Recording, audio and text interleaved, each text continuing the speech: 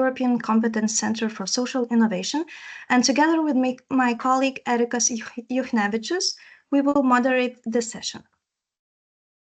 So this presentation has two parts. First, we will introduce some relevant information, and then we will share the questions and answers that we have received in advance. If you have any questions other than those that we will be discussing, you can simply ask them in the chat, and we will do our best to answer them. But if a question requires further thought or reflection, we will send you answers by email after the event. So let's move on to the relevant information. As you see from the timeline, the call opened in April this year. Then in May, we had the first info session, or so-called trainings for applicants, and today we are having a Q&A session. Furthermore, to make it easier for you to find partners, we invited you to join the B2Match tool.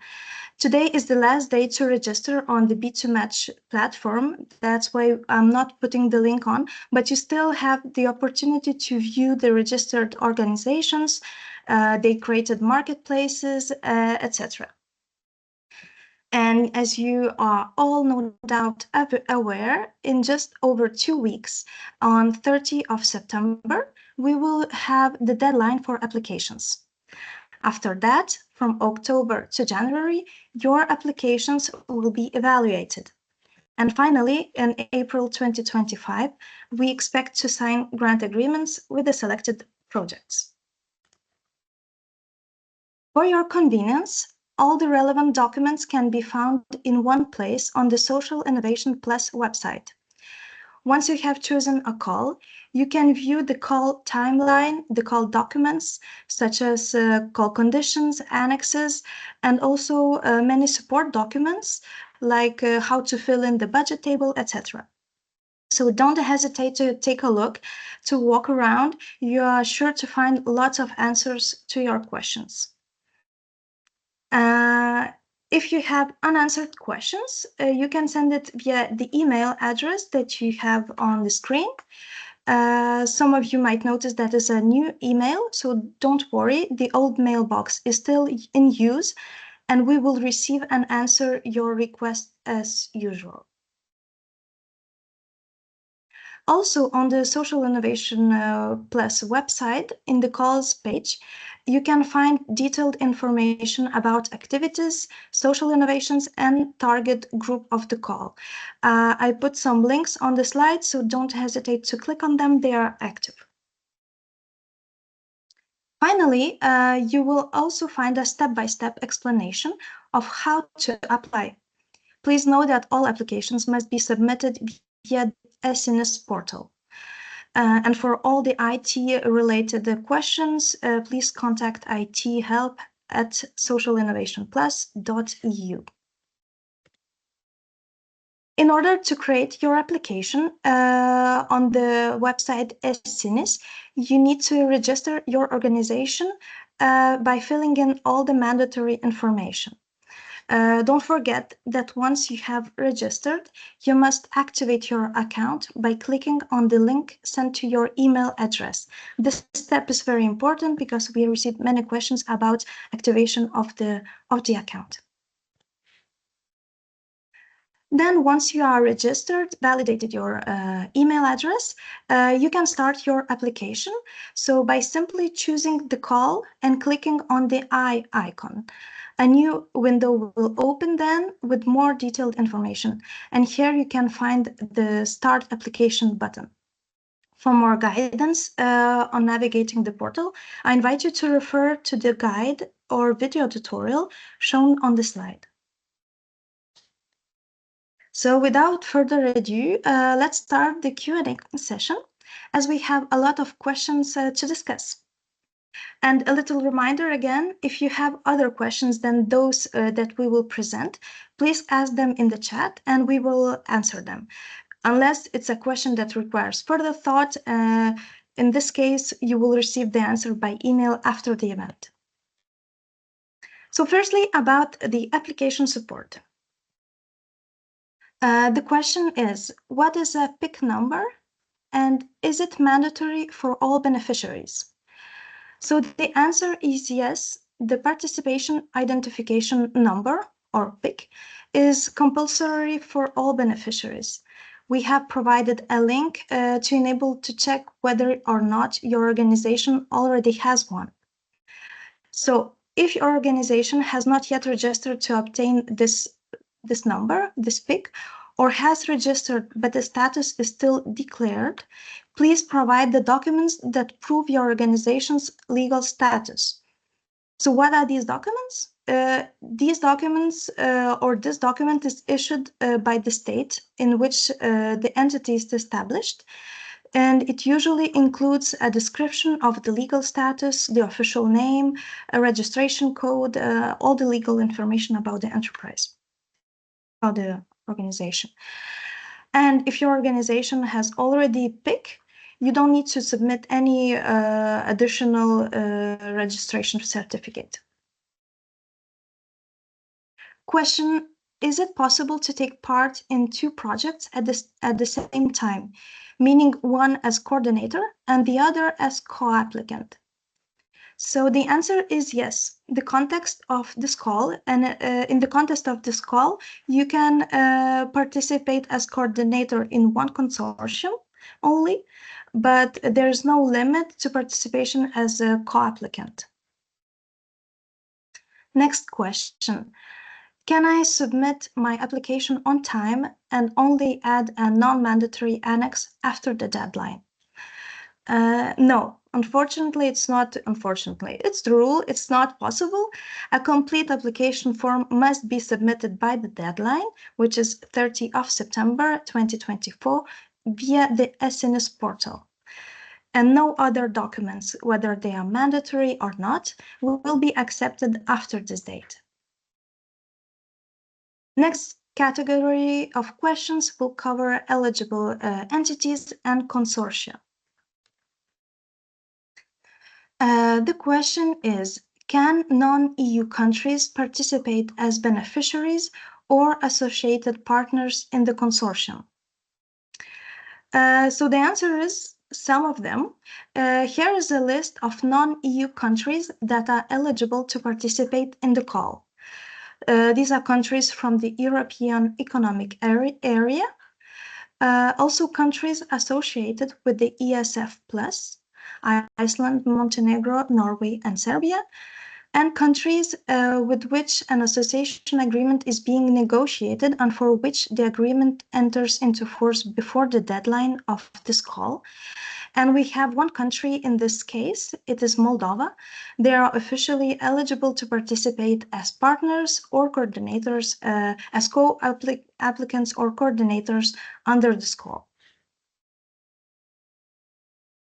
Next question, what types of entity can be coordinators and how many beneficiaries should there be in a consortium? So in order to be eligible, to be considered eligible, a consortium must include a coordinator and at least one co-applicant from an eligible EU member state or non-EU country other than the coordinator. And at least one of these legal entities must have at least 1 year's experience in the field of long-term unemployment. So the main theme of the call. Next question. Could you please clarify the definition of international organizations? Can they participate in the call? So international organization is an organization and its subordinate bodies and which are governed by public international law or any other body which is set up by or on the basis of an agreement between two or more countries. And in the context of this call, such organizations can participate as associated partners in a consortium.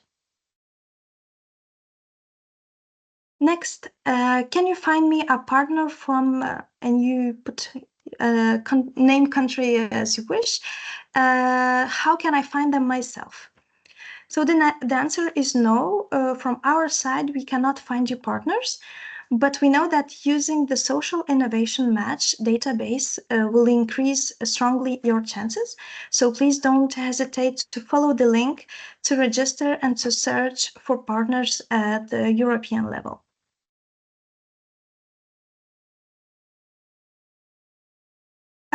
What is the best number of co-applicants per project? This question is difficult because there's no one answer. The best number of co-applicants is the one that matches your project idea, the target group, and the context in which you will be working. So we cannot recommend you a number, except that it must be coherent with your own project. And next category of questions will cover requirements of employment providers, and my colleague Erika Sifnavicius will take over from here. Thank you.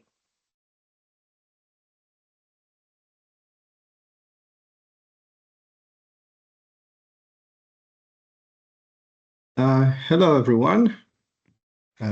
Nice meeting you. Thank you for the colleague for a great introduction.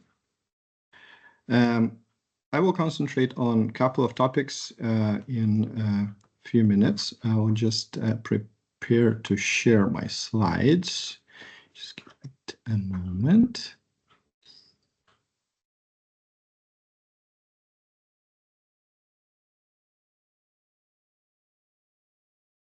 You see my slides?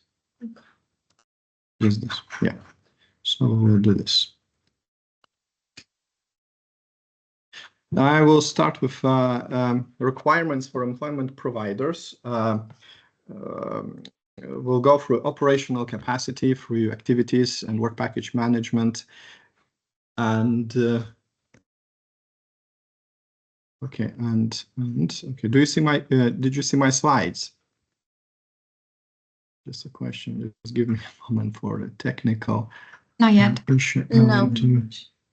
I will do like this. Perfect.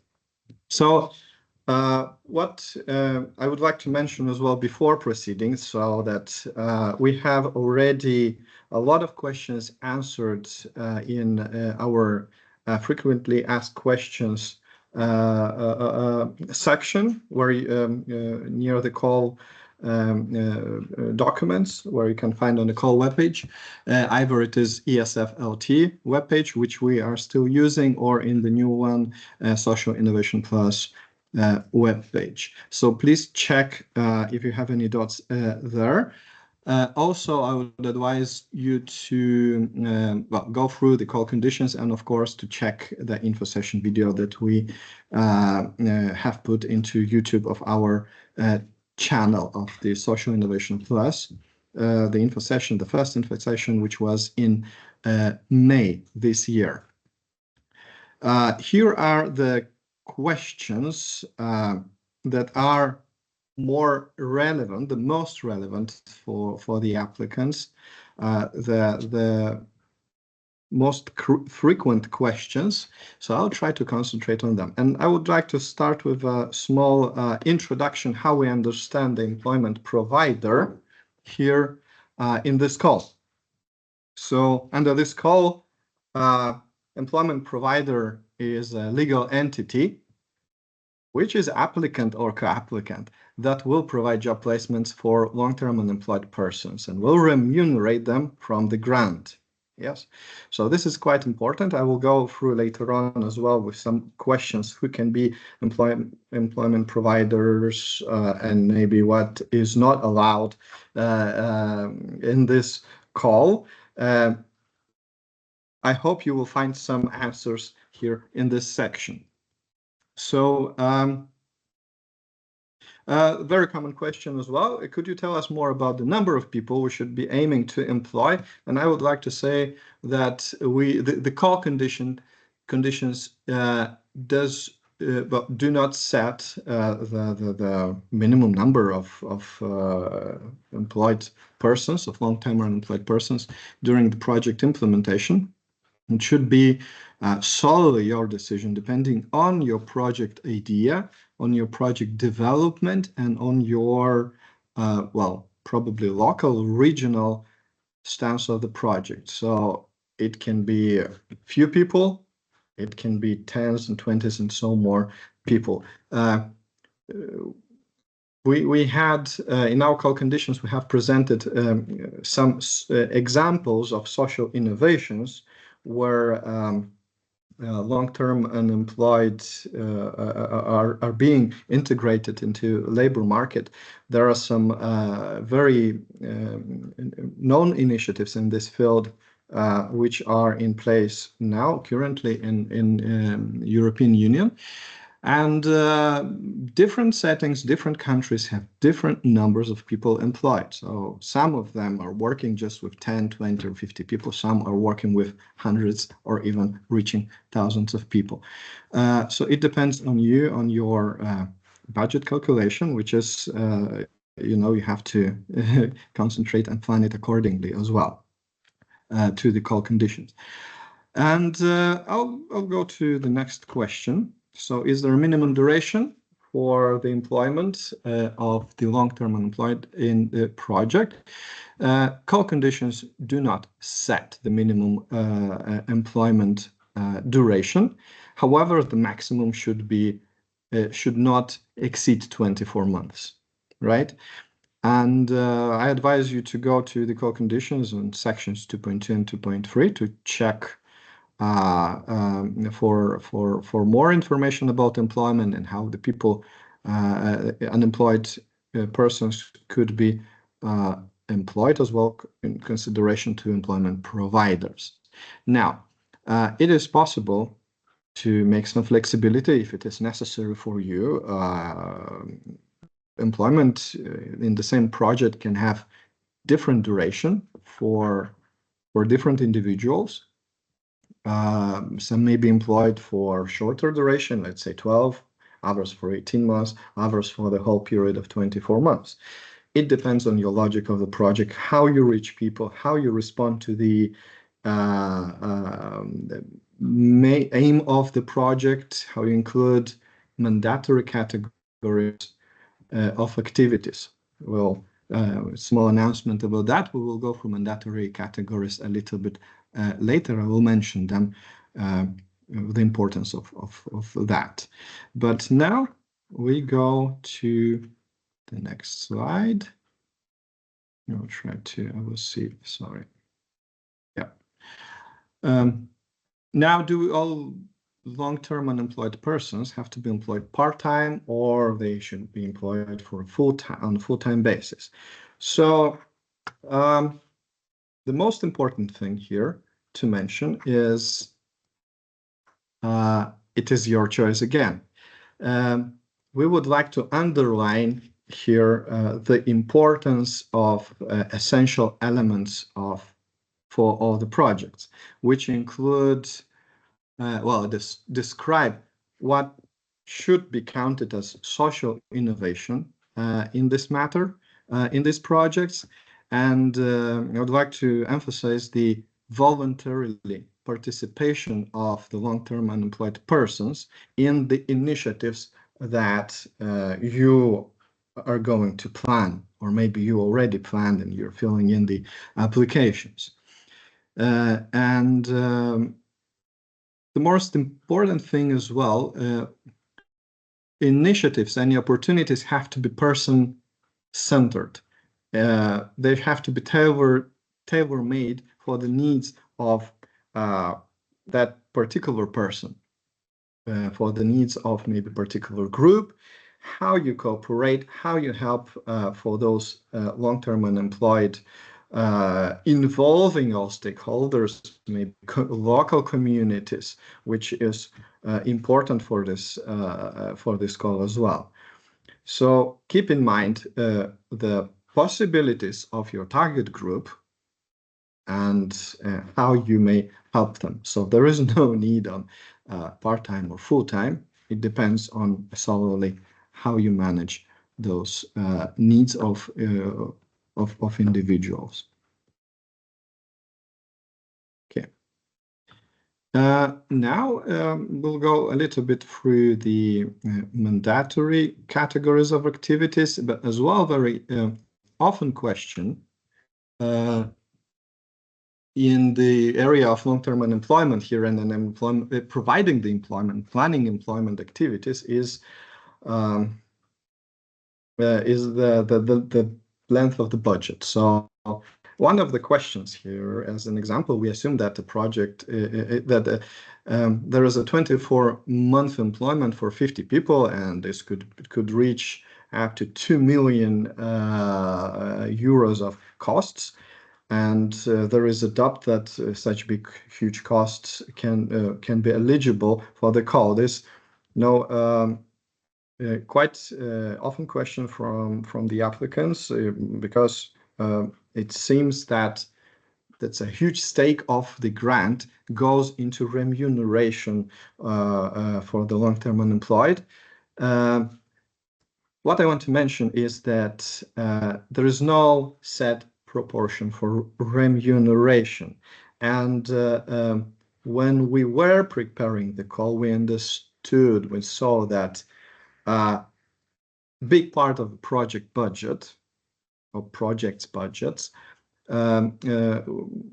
would consist of remuneration, because there are 24 months, there are minimum wages to pay for each person, and it doubles and becomes a big part of the project. However, keep in mind, I want to emphasize here as well a little bit different question. Well, not to this one, that all the projects have to scale up, transfer promising social innovations. So any initiatives during this call, they should not copy existing offers and supplies in the market, in the labor market, that may be employment, national employment providers, employment agencies already have for long-term unemployment. Any initiative should be transfer or scaling up of a social innovation. And what is very important as well, shortly I would like to mention and to refer you to the call conditions, is 6 predefined mandatory categories, which should include not only employment, but collaboration and capacity building for all stakeholders here involved in the project, community, employment providers, maybe local government officials, and so on. It's just a couple of examples. So partnerships, establishing or building up partnerships with local communities and employers, reaching out to the target group, empowering employability and social inclusion, offering working options and opportunities, and participating in mutual learning events. I strongly advise applicants to get acquainted with these predefined categories and exemplary activities which are described in the call conditions. Then,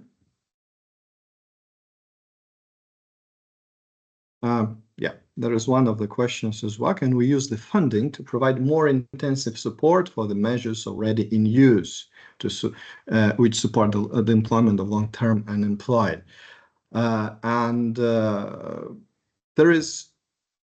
There are so many varieties of initiatives throughout the European Union and other eligible countries from European Union that are eligible to participate in the call. And it's certain that everyone is looking for intensification of such measures. However, funding for more intensive support cannot be used through this call because it would be, let's say, supporting already existing measures, and it's a very questionable. Is it a social innovation in this matter? So any opportunities for the long-term unemployed must be complementary to existing services, and would like to mention again. Here is a question from two parts. We will discuss it a little bit when I will present the answer on the next slide. Let's delve into the question. We are planning to include an organization that will act as a bridge with the employment providers. Remember that employment providers, as per call conditions, have to be applicants or co-applicants together. So they will have to form a consortium, right? Do the remuneration costs for the long-term unemployed person of this organization have to be included directly under its budget, or should this organization transfer remuneration costs to the specific chosen provider, right, for the long-term for the employment? And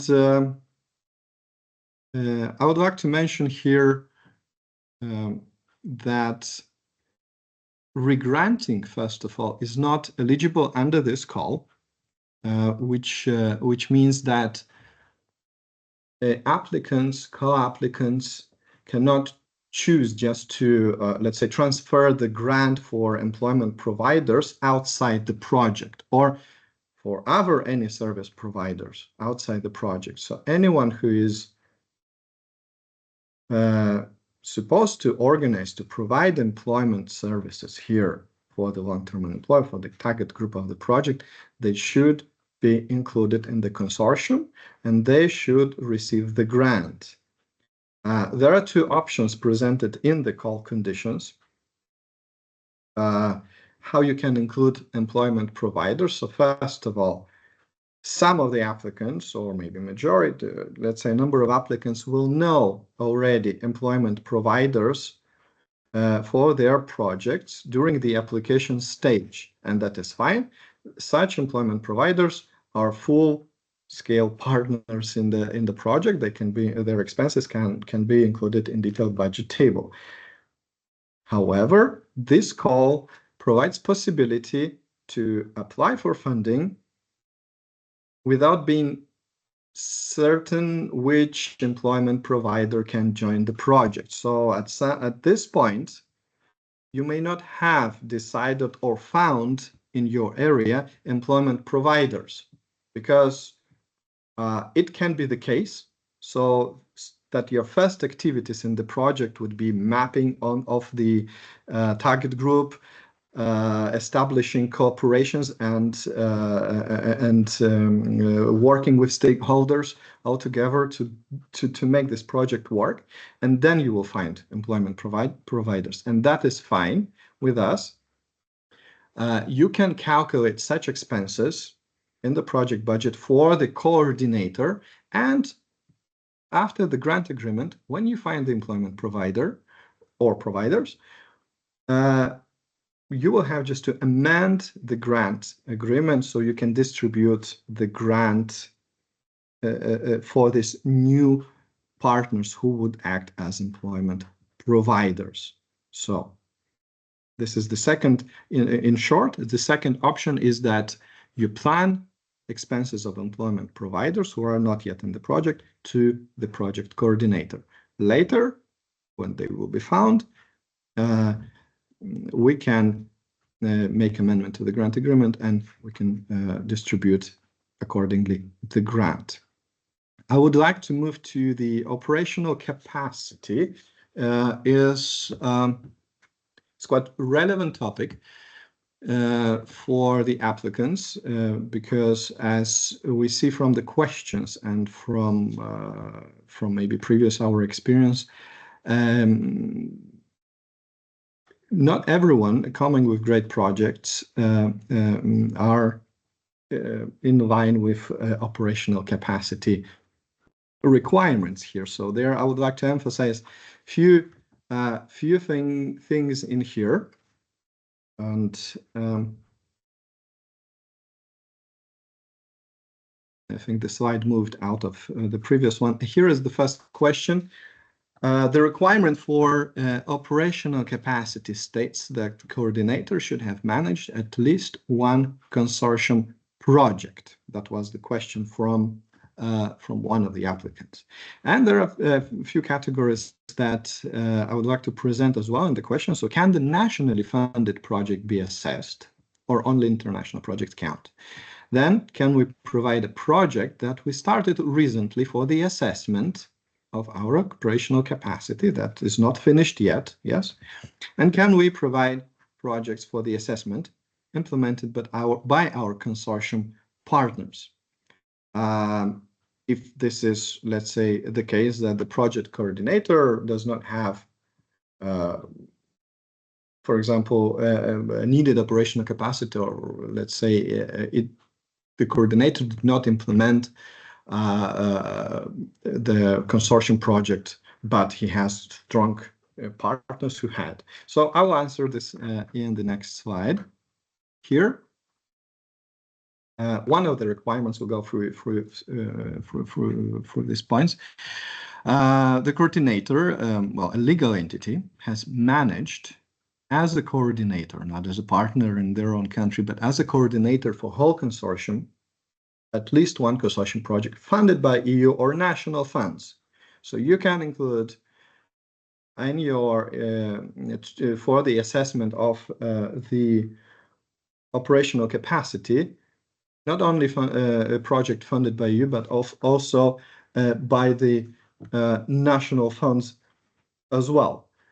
So there is an annex for that. I would like to you to check the annex where you have to write the roles of the coordinator in given projects, and when it was implemented, and to provide as much information about the project that the coordinator managed as possible, so we are able to assess it without any doubts. The list of previous projects should be presented in the Annex 5 to the call conditions here. And projects that would be assessed as operational capacity should be of value of at least 200,000 euros and to have at least 2 beneficiaries plus the coordinator. Yeah, coordinator with at least 2 more partners.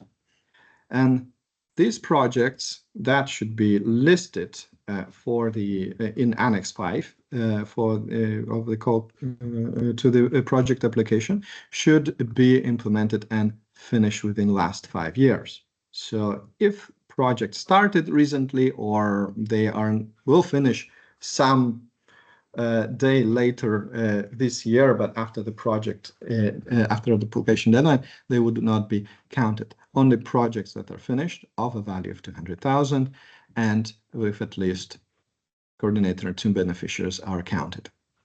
Now, the operational capacity of a coordinator will be assessed. Partners, if you include operational capacity project implemented by partners, they will not be evaluated. Only operational capacity of the coordinator will be assessed.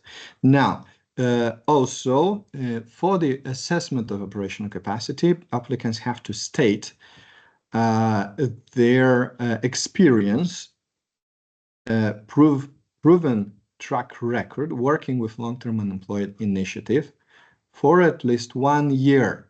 Now, this experience may come not only from the coordinator, if coordinator does not have this experience, but may be presented of partners or even experts involved in the project.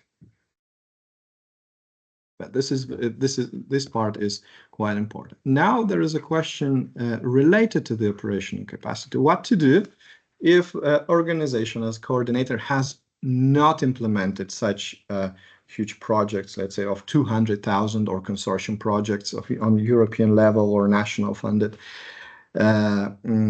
or did not finish yet the project. So the call conditions state that it's possible to evaluate operational capacity of the lead project manager, who will be involved in the management of your project if it is successful. So there's an option, and the operational capacity for the lead project manager states basically very similar requirements as for the coordinator as well. So the project with value of 200,000, the lead project manager has to have experience of coordinating consortia with as a coordinator and with at least 2 beneficiaries, and the project should be finished within the last 5 years. For the lead project manager, it is required to have good efficiency, very good efficiency of English of C1 level or higher as well. The proof should be presented within the annexes to the project application. The proof in the declaration should be described. So we do not require extra documentation. If we have doubts, we may. But the lead project manager can be working in the coordinator's entity, or if he's not, or she is not working, you have to, the coordinator has to provide information that the person, this lead project manager, will be employed if the project is successful. That should be employed before signing of the grant agreement. This is important. Okay. Now, what I want to mention as well, we have a checklist provided for all the applicants for the operational capacity. To check the operational capacity, to check, if you provided all necessary documentation, if you provided all necessary information about your operational capacity. The checklist can be found on our website in the resources category. We have transnational calls. You have a resources category where you can scroll to find this checklist and to find more instructions, more relevant either video instructions or documents for the call. This checklist can be found on socialinnovationplus.eu web page, as well as on esf.lt web page, where was used for the longer time during this call. And please make sure to check these documents if you are in line with the operational capacity requirement. I will move to the target groups, activities, and results description, let's say, questions that are the most relevant currently. After all, maybe answers that cannot be found in FAQ sections of the call or in a previous info session, or maybe some let's say applicants need more details and for the information that is provided. So here there is a question that about the scaling up and transferring proven social innovations. So each project has to transfer or scale up, or which should aim at transferring and scaling up proven social innovations. And can we further develop an innovation that has been tested and implemented on a small scale locally? I think this question arises from the call conditions, where we presented some huge initiatives in, let's say, introduction to the call conditions, in the introductory part, where there were examples from France, Belgium, Netherlands, Germany presented, and in Austria. The examples that are already in place, social innovations working with long-term unemployed, that are being developed for some years already, some of them already for many years, and they seem huge. But of course, what we want to mention social innovations that you use can be any social innovation that you find relevant for your settings, local settings. It can be small social innovations, maybe that we do not know. Maybe you found a social innovation or social innovation match database, and you try to develop it or transfer to your local settings. So if it fits the needs for your project, then surely locally tested and implemented social innovations can be used for your promising initiatives. One thing that we would like to maybe put a point to, when you are describing, when applicants describe what social innovation they are transferring or scaling up in the project application, we would like to ask you to provide a little bit, let's say, concise but traceable information about social innovation, that social innovation or social innovations, maybe there are a couple ones, that you are implementing or transferring into your project. During the assessment period, we would have the idea on what scale, where the initiatives, the innovation is coming from, and we can see if it fits to the call responses to the aim of the call as well. Important to mention what defines social innovation for the call, and social innovation in the current call is an activity that is social both as to its ends and its means, and in particular an activity which relates to the development and implementation of new ideas concerning products, services, practices, models that simultaneously meets social needs, creates new social relationships or collaborations between public, society, private organization, thereby benefiting society and boosting its capacity to act. So when planning your project, you have to basically answer, is your idea, is it innovative? Is it a social innovation you're working on? Is it a complementary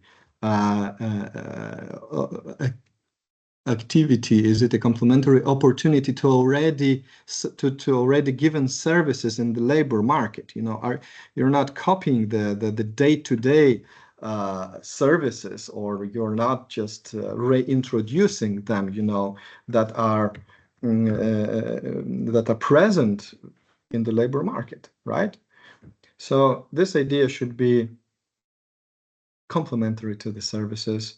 It should address all the social challenges that you are facing, the target group is facing, the community is facing. Now, do all partners have to implement similar activities? Is the application supposed to replicate only one, or can it replicate multiple social innovations? So for the first question, do all partners have to implement similar activity? There is not necessary for that. As mentioned, project has to include at least 2 entities from different eligible countries of the call. It may include more, and not everyone has to copy the same activities. This is a social innovation. It should address the social challenges in a specific country, in specific community, or territory that you are addressing. So there is no need that everyone is doing the same. Also, it is possible that you have at some point the project partner who would like maybe to share their social innovation with you, so there is no need for that partner to do the same activities that other partners do, right? So there is no need for the 100% super activities. Now, replication of one or multiple social innovations. So both options are possible. All options are actually possible. So you can concentrate either on one social innovation, which is very relevant to you, or you can pick up elements from different social innovations that are the most relevant for the project group, for the project stakeholders and target group in the territory that you are doing this. What we would like to maybe to emphasize is that please state clearly what elements from which social innovations are you taking. Maybe why are you not let's say, transferring the whole social innovation or just some elements, even if it's just one innovation you're taking into there. Present it in the theory of change, present it maybe in relevant parts of the project application, so it is clear why you're doing this, why you're not transferring the whole, or maybe why you're transferring the whole social innovation. So for the assessment procedure, it's important to know, is your project, transferring, scaling up the social innovation, or, not replicating the market opportunities that are already in place. Okay, what is the definition of the long-term unemployed in, what if the definition of the long-term unemployed in our country is different from that the call suggests? There are two practical examples in here. From maybe two different corners of EU, the questions that came, but came to us by email. But we would like to share these examples with you. Maybe they are similar or relevant in your settings as well. One of the examples says that in our country, legislation considers person as long-term unemployed, even if that person received a short-term working contracts. For example, during the unemployment period, which lasts for at least 12 months, maybe 16, 18, or 20, the person was working for 5 or 7 days, maybe once, maybe twice, short-term contracts, right? However, the project group should consist of unemployed person who are unemployed for at least 12 consecutive months. So we are not adding up, taking the person of, let's say, 20 months of unemployment, and the person was working for 3-4 months or 3-4 weeks, and we are not somewhere in the middle. We're not adding those months, but the consecutive 12 months have to fall into the consideration here. So the next question as well. In our partner country's legislation, there is no such definition of the long-term unemployed persons. And the closest distinction is that there are persons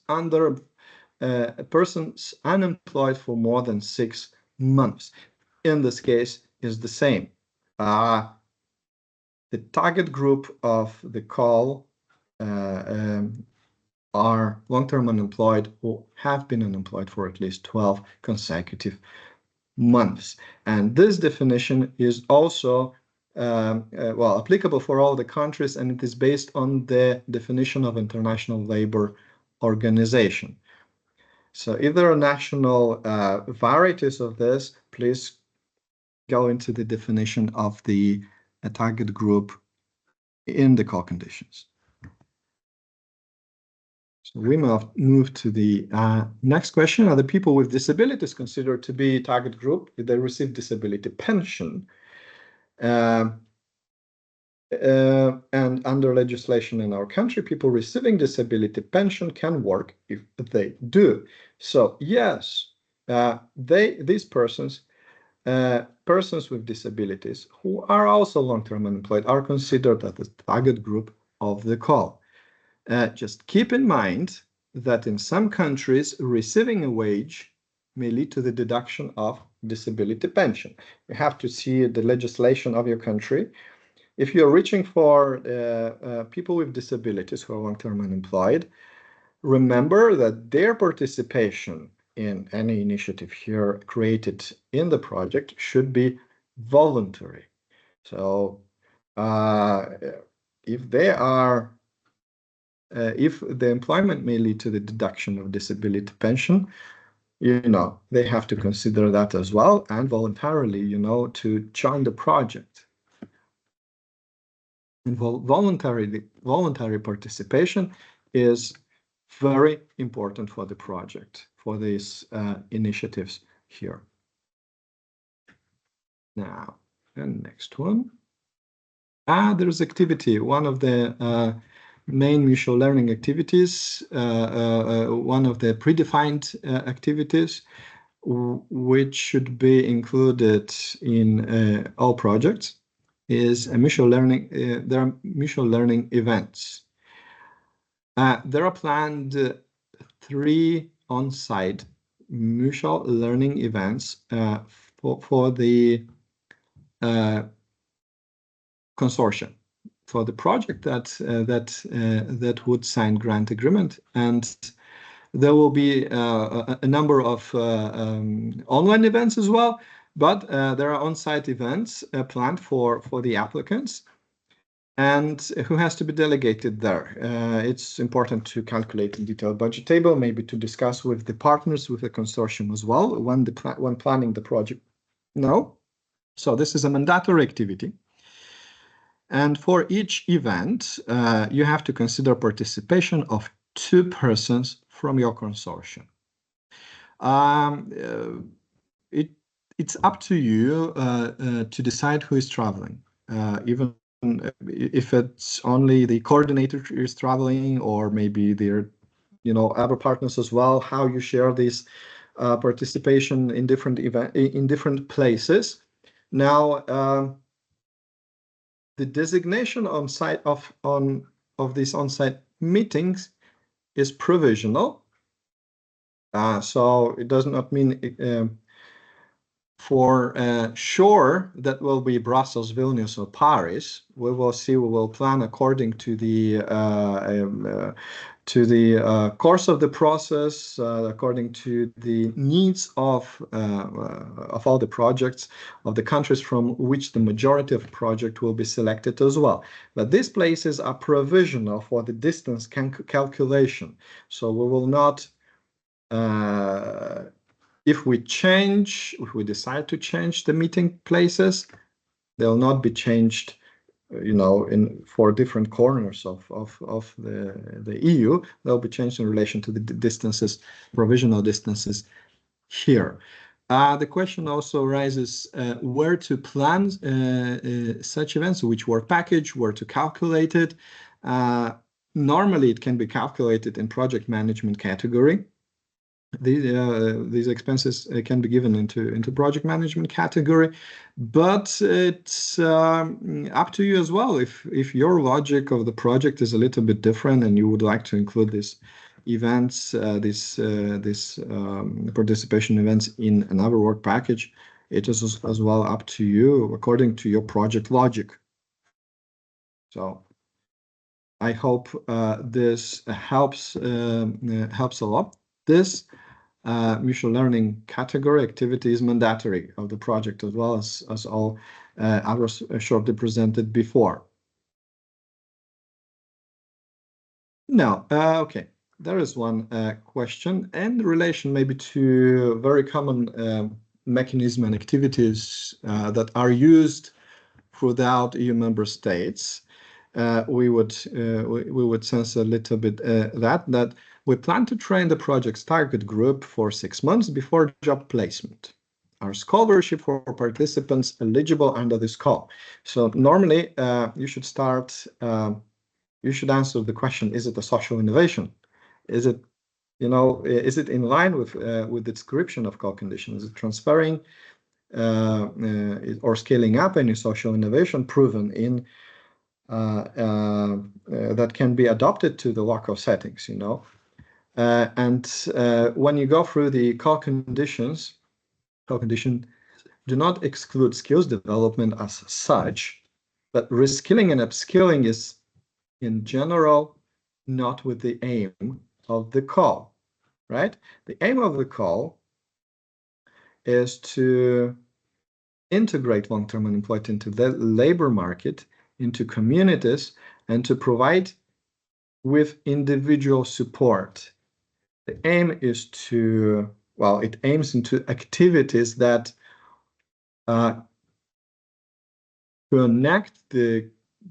establish collaboration, connect the local communities, and find solutions for those long-term unemployed people in the area, depending on the territory. On-job training is fine.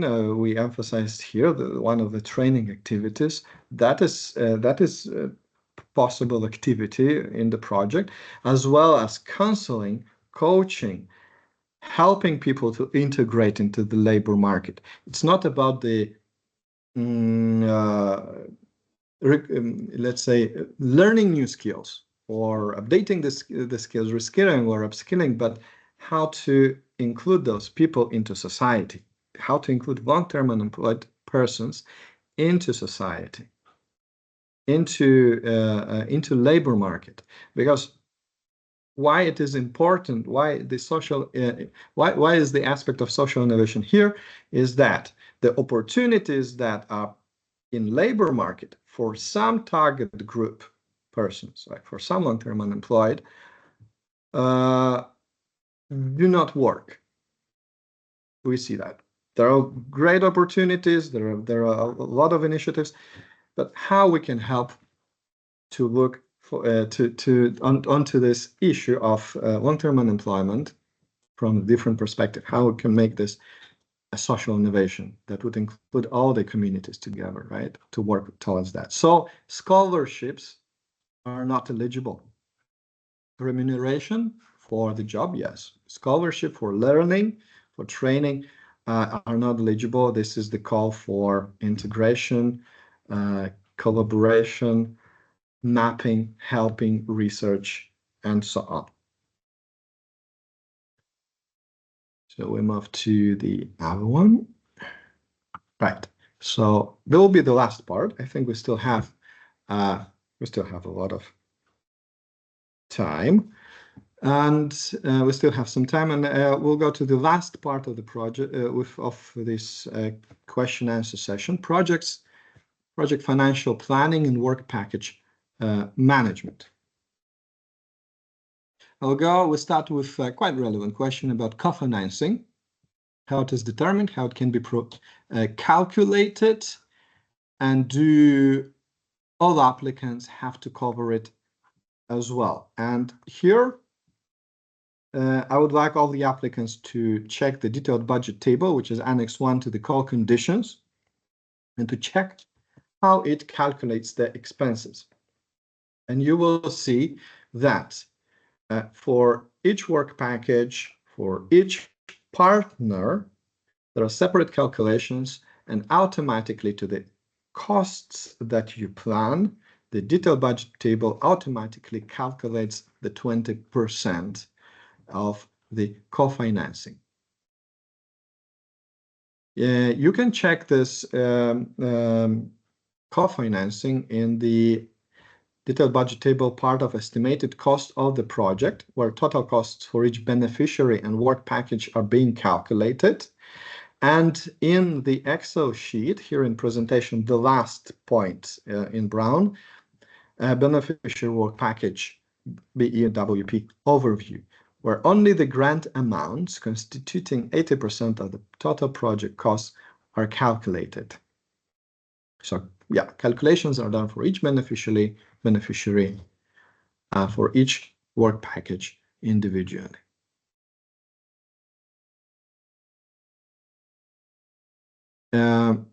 Important questions arising here. What are the eligible costs coming from participants? And they're quite common questions. Are equipment costs or management costs eligible under this call? So we'll start with equipment. Let's say infrastructure and durable equipment are not eligible under this call. And it's important to emphasize, if the equipment or other assets planned to be purchased in the project are classified as fixed assets according to the applicant's accounting procedures, their expenditure is ineligible. If you are not sure if the equipment or let's say, supplies that you plan to purchase during the call, well, during the project, are eligible. If you're not sure, please advise your accountant or advise any, well, accountant that is in your organization. Because any other consumables and supplies are eligible and should be put under the category B2 in the detailed budget table. But they are eligible if they're necessary for the implementation of the project. Maybe what would like to add that any costs related to project implementation should be at least shortly described in the detailed budget table in the comment section. So it would, result in maybe quicker procedure of assessment and maybe less communication if we have some doubts during the assessment procedure why there are some really high costs, or maybe too small costs as well for implementation, how you calculate it. So please provide small comments on the costs that you include in the detailed budget table. Then another category are management costs eligible under this call. Management costs are eligible only for the project coordinator. Only the project coordinator's costs related to project management are eligible to be funded from the direct costs of the project. Project co-applicants cannot cover the project management costs from the direct cost category. So if expenses related to management of a project are included by partners, they will be crossed out from the direct cost category. Let's say work package 1, for example, right? However, you have as well indirect costs in the project that can be used for some costs to cover project management for the partners. Next, here, call conditions indicate that the lump sum is linked to the completion of the work packages. Okay? In reality, most organizations will not be able to pre-finance the costs. This is a question. For example, salaries for long-term unemployment fully. Could you please clarify the process of payment of the lump sums? Now, yes, there is the lump sums are linked to the completion of work packages. About completion, about management of work packages, I will speak a little bit later in other slides, in a few next slides. But after the signature of the grant agreement, project coordinator will receive a pre-financing, 60% of the grant. So you sign the grant agreement. Provisionally, we plan to start signing grant agreements with successful projects in April next year. We'll start signing grant agreements, and the coordinator will receive 60% of the grant after the signature. It depends on the processes as well, how quickly and how correctly you provide us with your banking details, but or any other administrative information necessary for that. But during the same month, maybe next month, max, you will receive the pre-financing.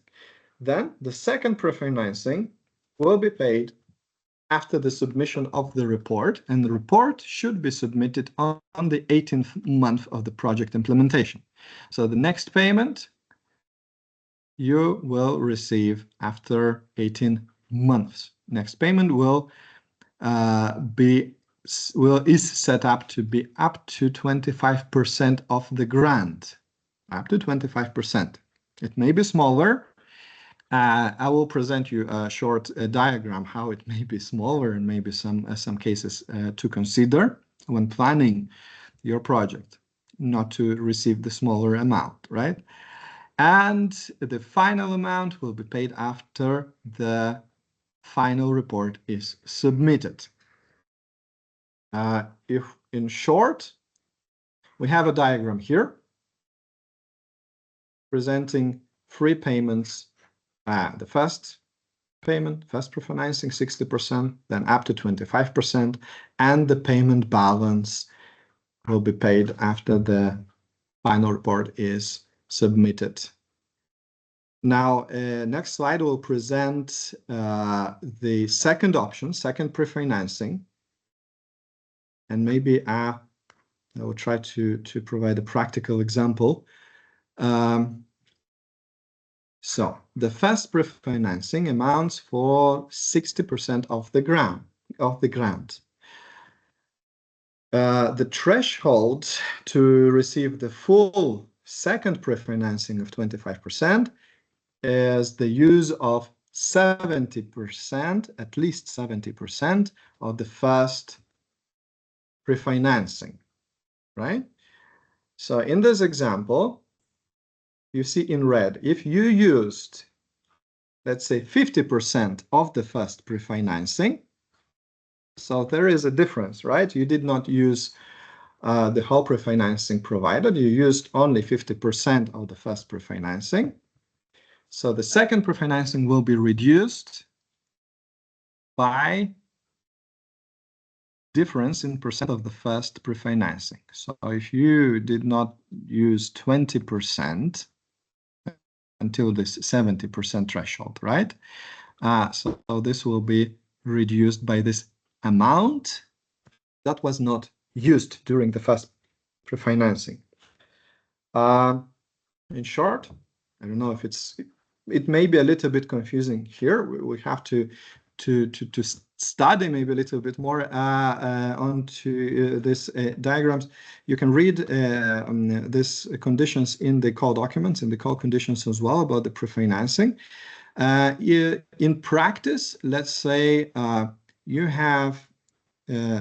planned to implement three work packages, to finish 3 work packages up to this 18 month where you have to provide the report, yeah, during the 18 month, and after which the pre-financing will be paid. And you managed to finish only 2 work packages. So the third work package is not finished. This means that it cannot be compensated. You did not use the lump sum linked to this work package, and second pre-financing may be smaller, right? Depending on the length of costs that were not used of that work package. Now, what happens if you did not finish work package on time? Let's say this third work package is not finished during this time, it is not compensated. We still expect you to finish it, but the let's say compensation, the transfer of the grant applying to this work package, to this lump sum, will be done after we receive the final report. So 18 more months to wait. Everything can happen during the project implementation. We advise you to think of a sound risk mitigation plan, and to plan work packages according to and activities in the work packages according to the reporting periods. Okay, next, again about the lump sum. So, do you understand correctly that if we do not achieve at least one envisaged deliverable of the work package, the lump sum linked to a specific work package will not be paid? So again, the lump sum takes the form of the grant takes the form of lump sum linked to each work package. So in your work package, you plan certain amount of deliverables that are linked to the reaching the aim of the project, linked to the aim of the call. Now, what happened if you do not reach all the deliverables? This means that the lump sum linked to this work package is not paid at that moment, right? If you are late, then for the 18th month, then you will receive the grant linked to this work package only after the final report is submitted. However, if it is planned and finished before the submission of the report, this is the one, yeah, and it is running late, you will, for the late runners, you will receive, if you achieve all the deliverables, you will receive a lump sum linked after the final report. So even if only one deliverable, which is important to reaching the objectives of this linked work package, if it is not achieved, the work package lump sum is not being compensated here. Okay, so there is again about the question about financial planning and about minimum wage planning. There are two different minimum wages in our country. The smaller for the person who have basic school education, the other is for the persons with higher education. Which minimum wage should we include in the detailed budget table? Now, each country has its own settings linked to minimum wages, right?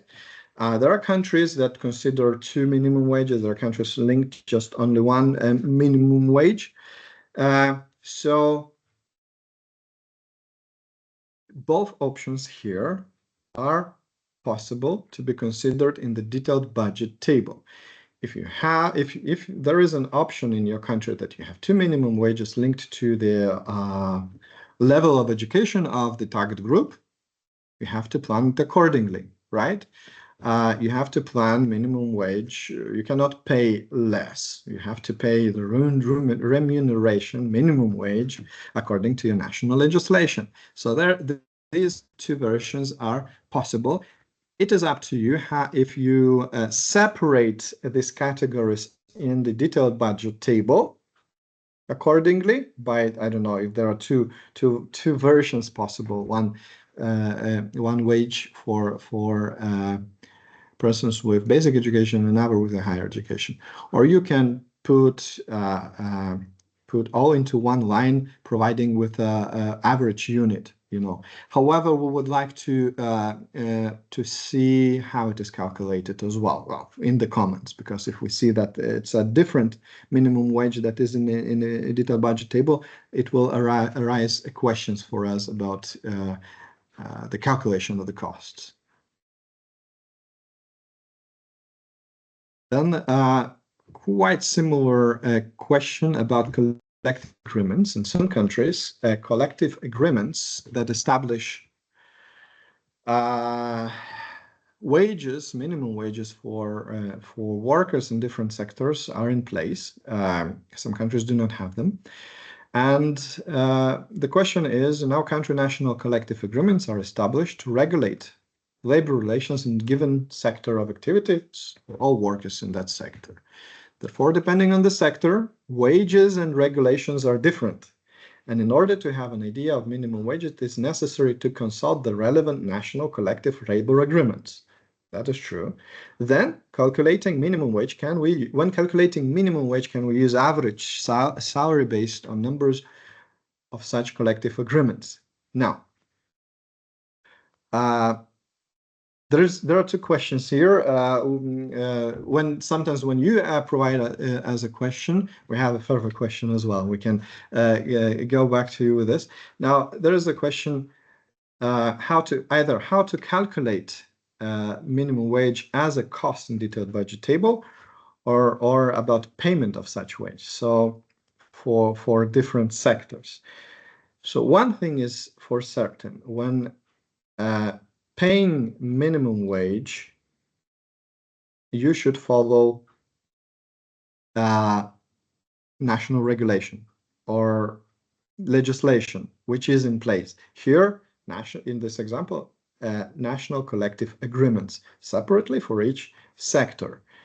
You cannot pay less. If you in detailed budget table, if it's easier for the applicant to provide only one line of for the wages, for the remuneration, let's say you calculate all minimum wages from all different sectors and make an average, You can put the average into detailed budget table, and to make it easier for you, maybe to have just only one line. Of course, you have to provide comments how you calculated it. But when paying, you cannot pay minimum wage according to this average cost that you calculated. You have to pay according to legislation, right?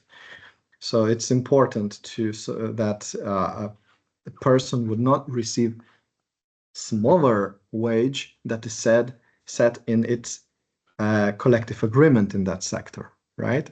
It should be correct provision of employment of minimum wages as well. Right. We'll move to a few more questions left, and I think we will be able to finish even quite on time today. The call does not specifically mention the monitoring rules, working time, impact, expenses, monitoring, and so on. What documentation will we require to justify the work time of the personnel team implementing the project? And I would expand this question as well, how we justify our expenses and remuneration expenses for the long-term unemployed, and expenses for services that were planned in the project, in the detailed project budget. So to start, again, we have the lump sum. Lump sums make administration of our projects easier for you, for the project applicants, for the consortia, and for us as well. So there will be no reporting of actual costs and no financial checks and audits, right? So no need to provide supporting documents for the costs incurred, and the costs incurred are not assessed. But while keeping the documentation, keep in mind, well, basic record keeping or bookkeeping rules.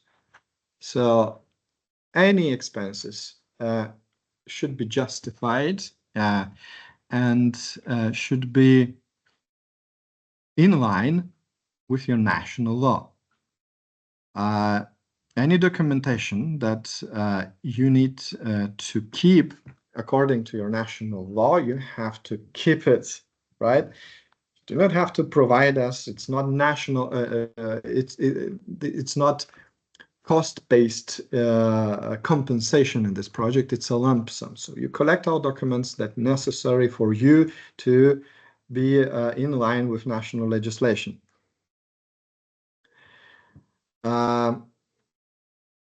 They should be all in compliance with national laws. Now, it's quite simple. If we have any questions, we'll ask them during application assessment procedures. For detailed description, if you have some doubts about record keeping, how it is done, you can write us email, and you can all, of course, check the grant agreement template, which can be found as well with all the project annexes on our web page, on the COS web page. Check the section 3 of chapter 4. So chapter 4, and go to the section 3 of the grant agreement template for more detailed information. But all in general, these are lump sum projects, and we check your implementation, deliverables, activities, how you finish, but not the whole documentation. Now, how can we ensure the proper money flow in the project if it aims to last for 3 years and work packages are reimbursed only if they are finished? What if activities last, for example, 2 years over certain work package? We advise for the long-lasting work packages to split them according to reporting periods. So you have the first reporting, the reporting on the 18th month of the project. So you have, for example, management work package, which lasts long, or dissemination work package, which lasts long, or work package linked to the employment of the long-term unemployed, maybe long and maybe, you know, fall in between somewhere of that reporting period. We advise to divide such long-lasting work packages into, let's say, two. One is up to 18th month, where you can report and receive the lump sum related to the work package, and the same, let's say, management work package number 2 after the 18th month up to 36 months the project implementation. Technically speaking, in short, you can have two management work packages, two dissemination work packages, two work packages, for example, linked to the employment of the long-term unemployed. Worth mentioning as well, would like maybe to invite you to check resources in our resources category of our webpage, or the COLS webpage as well. If there are questions related to the lump sum management, we plan next week to publish a video instruction, a simple video instruction how the lump sum works. So please either check the COLS webpage in a couple of days next week, or follow our channel on YouTube, where we put such instructions. You can have more instructions. You can check more instructions, video instructions on Social Innovation Plus YouTube channel as well. Instructions linked to filling in the application, instructions for working with eSinis portal, where you have to submit the application and all of the necessary documents leading it, all of the necessary annexes. Now, for the closing remarks, I believe we are even 8 minutes earlier to finish. We would like you to invite to check frequently asked questions section on the socialinnovationplus.eu page.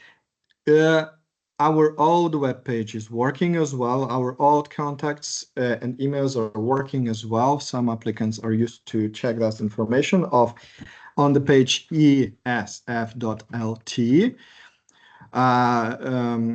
And if you have any further questions as well, check this, write to us via email. Here it is presented. One thing to mention, we will share the slides with participants here, registered participants to this Q&A session today. I know that we are answering live to the questions that are in the chat. If for some reason we are not able to finish answering the questions on time, we will share them with you. We'll share all the questions that were asked via chat today.